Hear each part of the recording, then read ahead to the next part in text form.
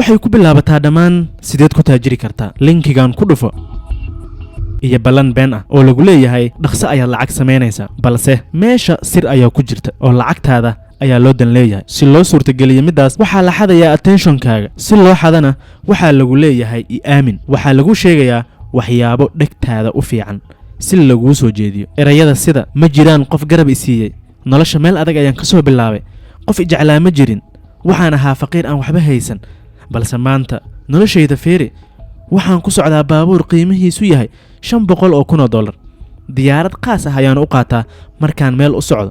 waxaan ku noolahay qasri adiga wax aan ku dheerahay ma jirto kula mid ayaan ahay balse haddaad raacdid waddada aan kuu sheegayo ama tilmaamahan ku siinayo waxaad gaaraysaa heerka maanta aan joog waxaad afkooda ka maqlaysaa erayada sida financial freedom oo ah xorriyad dhaqaale waxaana gaaraysaa heer aad iibsatid riyadooda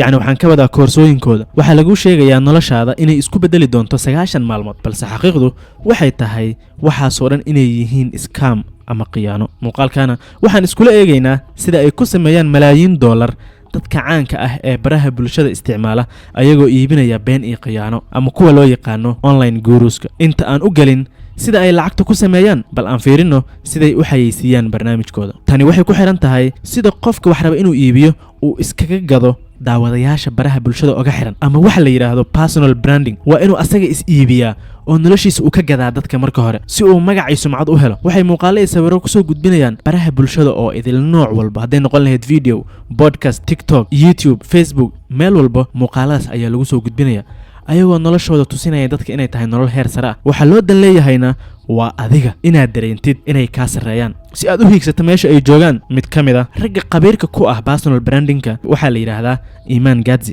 waa nin dhalinyaro ah oo dhaqaale badan haysta dhaqaalahaasna ka sameeyay waxa aan sheegayna hadartan wuxuu YouTube soo dhigaa muuqaalo ilaa yaraantiisi oo noloshiisii oo dhan uu document gareey markaad aragtid waxaad ogaanaysaa inuu meel fog ka soo bilaabay waadna aaminaysa wuxuu ku leeyahay haddaad rabtid inaad dhaqaale samaysid koorsadan iibso oo isdiiwaan geli anigoo xiganaya xogta aan internetka ka helay waxa lagu leeyahay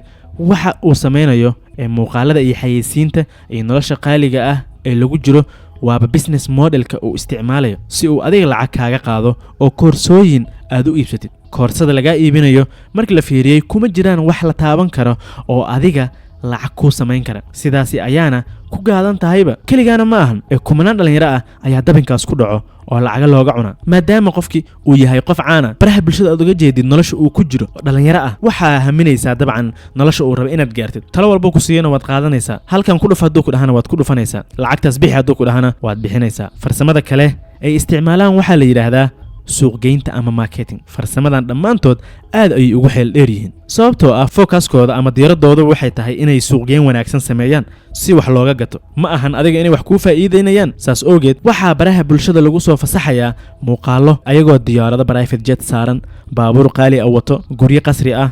meelo qaali ah jooga badda dusheeda ku raaxaysanaya waxayna adeegsadaan farsamo la yiraahdo scarcity oo ah in adiga degdeg lagugu furo oo lagu yiraahdo qiimo dhimis ayaa jirta koorsadan ka faa'iideyso dad rabtid inaad lacag samaysid oo dhaqso gado waxaas marka aad aragtidna waxaad ku qasban tahay inaad go'aan gaartid si wax lagaaga iibiyo waxay ku qasban yihiin inay la yimaadaan wixii laga iibin lahaa horta marka hore inta badan waxay isticmaalaan xirfadahan waana hubaa badankood inaad online-ka aad ku aragteen ayagoo koorsooyin laga sameeyay oo laga iibinayo xitaa waxaa jiro dhalinyaro Soomaali ah oo ayagana badanaa ka iibiya dhalinyarada been iyo koorsooyin aan wax natiijo lahayn oo lacag badan aan laga sameyn karin sida labadan dhalinyaro ee kala ah Geela Bashiir iyo Warsame Bade labadoodaba waa dad baraha bulshada ku jira YouTuber ah waxaan arkay dhalinyaro badan oo ka cabanaysa koorsooyin ay ka iibiyeen oo ay leeyihiin haddaad rabtid lacag samaysid talaabooyinkan raac koorsadan iibso sidaan ayaad noqonaysaa markii aan dib u fiiriyay waxa ay dhalinyaradan ay ka iibinayaan waxaan arkay inaysan aqoon iyo xirfad yacni aad u badan ay u lahayn waxa ay ka hadlayaan xitaa ama waxa ay rabaan inay iibiyaan haddaad xitaa fiirisid website-yadooda ay ku ganacsadaan oo ay isku xayeysiinayaan waxaad arkaysaa dayac badan inuu ka jiro walow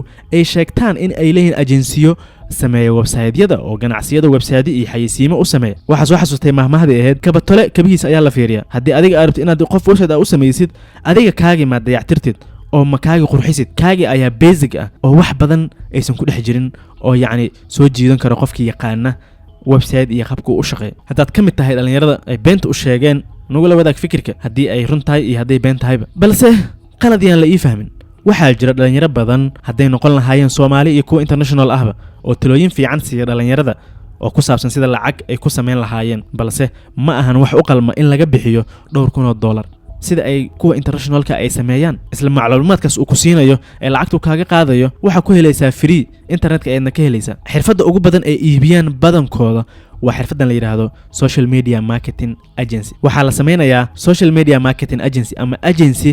waxaysiiya oo kambaniyyaasha u sameeya xayisiin si ay u iibiyaan produktiyadooda waana mawduuca ugu badan ay isticmaalaan maadaama dhalinyarada ay u badan yihiin social media ganacsatadana ay dabcan daneynayaan wax ganacsigooda u iibgeeyo oo u gada waxay leeyihiin waxaan leenahay agency ama shirkad kadibna ganacsiga ayaan horumar gaarsiinayna balse qofka markii uu dabinkaas uu ku dhaco oo dabcan uu ka qaata subscription oo iska diiwaan geliyo oo lacag uu bixiyo wuxuu arkayaa in wax faa'iido aysan ku soo kordhinayn bil kadibna lacagtii ayuu cancel gareynayaa oo lacag dama dib uma siinayo marka qaarna refund inuu dalbado ayaa laga yaabaa sidaas ayaana ku weynaysaa macmiilka waxayna ku qasabtaa midaas markii macmiil badan ay fahmaan qashkooda oo ay dib uga laabtaan lacagihiina ay ka cancel gareeyaan ay joojiyaan waxay xiraan agency-ga oo dhan way jiraan kambaniyaal si sax ah u shaqeysta oo ku shaqeysta xirfadan marketing agency-ga balse waxay ku bixiyaan juhdi fara badan dadaal badan ayay geliyaan waxay diiradda saaraan qancinta macmiilka ay u shaqeynayaan waxayna oofiyaan ballamaha ay ka qaadaan macmiilka halka kuwa kale ee online guruska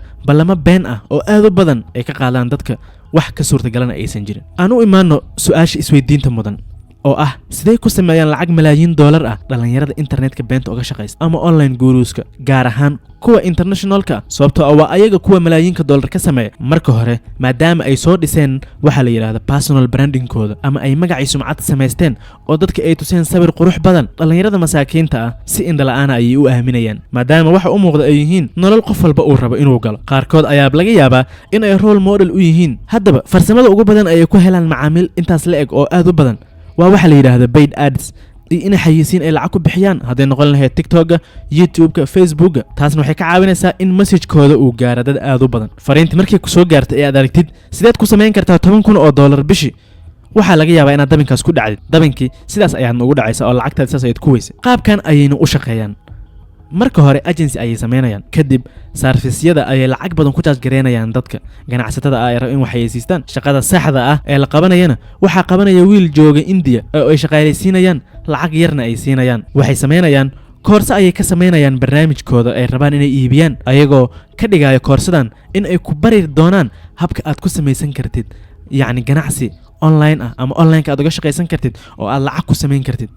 intaas la eg cadeymo ayay ku tusayaan sida ayaga lacagaha ay ku sameeyaan kadib waxaa lagu sheegayaa in aad iibsatid koorsadan si aad u sameysid lacagta intaas la eg balse ulajeedka ugu weyn waa inaad koorsada iibsatid ee ma ahan inuu agency-ga shaqeeyo iyo inaad wax ka faa'iido ugu dambeyn way iska iibiyaan agency-ga marka uu shaqeyn waayo sidaas ay ayagana koorsooyinkoodii ay malaayiin qof ay ku gateen oo lacaga badan ay ku sameynayaan oo ay ku taajireen adigana koorsadii lacageed ka bixisay balse halkaad ayaa taagan tahay waxayse kaa bedelay ma jiraan haddaba gabagabada muuqaalka wax kastee online-kaad ku aragtid ee ah dhaqso lacag samee waa khiyaano ama scam lacag dhaqso lagu sameyn kara ma jiraan xirfado badan way jiraan oo lacag oga sameyn kartid online-ka balse xirfad walba waxay rabtaa barasho juhdi iyo waqti ma jirto lacag si sahlan aad ku sameyn kartid haddaba haddii aad aragtid linkigan taabo iyo koorsadan gado si aad u sameysid 10,000 dollar bishii ama 5,000 dollar bishii waxaasi oo dhan waxba kama jiraan lacagtaada ha iska khasaarinin waa ku maasantay daawashada muuqaalka haddii halkan soo gaartay muuqaalka like saar si asxaab badan uu u gaaro page-kana follow dheh asxaabtaana la share garay si ay uga digtoonaadaan